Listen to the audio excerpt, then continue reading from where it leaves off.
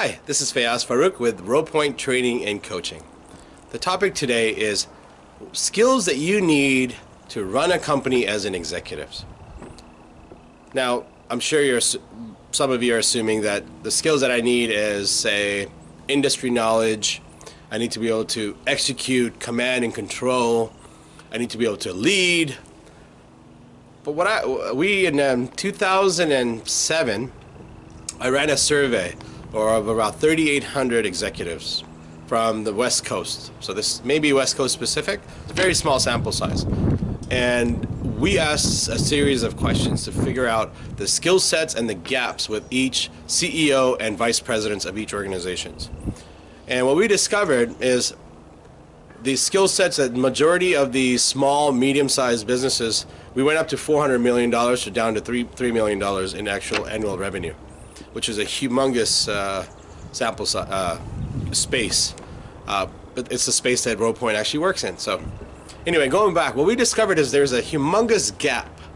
It's probably bigger than this, but you know, just for the video's sake. There's a humongous gap between the skill sets needed and the skill sets that these executives, CEOs, and vice presidents actually had. And the way they compensated for it is through control, not controls, control, and through management systems that no longer apply. But they still have the same challenges of employee disengagement, high workers' comp claims, very low production, and you know, it wasn't a very pretty picture that we got. So this video is dedicated to these executives and CEOs and anyone else that wants to know exactly what skill sets you actually need to develop and actually have to run a company as an executive. Number one, EQ, emotional intelligence. I cannot say this enough. Now, in Marshall Goldsmith, brilliant leadership professional, said in a book, What Got You Here Won't Get You There, is that emotional intelligence is one of the most key fundamental things that you need to have as an executive.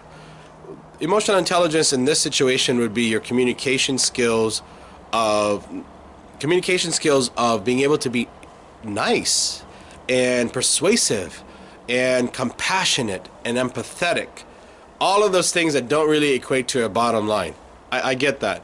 But this is a key step, because at the end of the day, your spreadsheet and your balance sheet can say and do whatever it wants, which is the truth, right? Numbers never lie.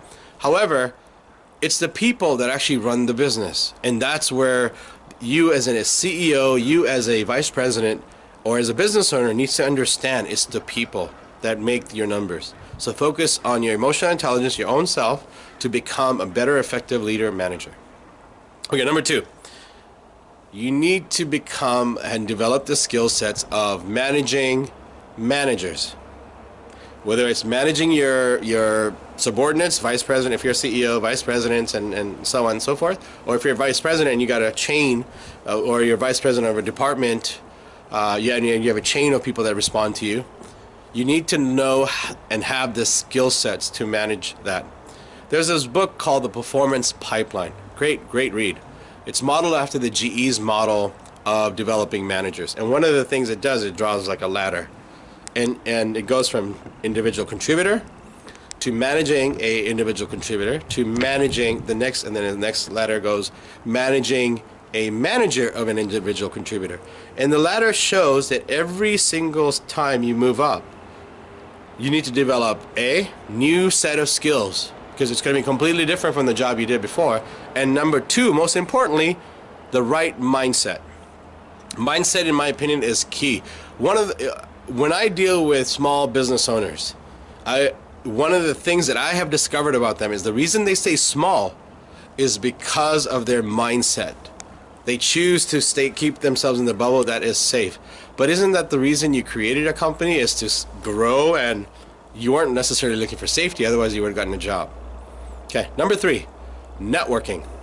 Even as a CEO, and you may have a sales team, you got to network. Get to know fellow competitors. Get to know your fellow vendors, because one day you may need special help. And when you have relationships with these people, they will go to bat for you. Okay, especially during the recession. I know a company that owed a lot of money to a lot of its vendors, but these vendors are very, very nice because the CEO spent several years developing a relationship with these vendors. And the advice from him to me was, as an executive, always make sure that you know your vendors, you know your people, you know the people that really make an impact in your organization. So there's this thing called 5 Forces, Michael Porter's 5 Forces, which there's another video that I've created on this particular topic for small business owners, and where we actually go over the framework. But he talks about strategic threats to an organization. And believe it or not, one of the threats is your vendors, is your supply chain.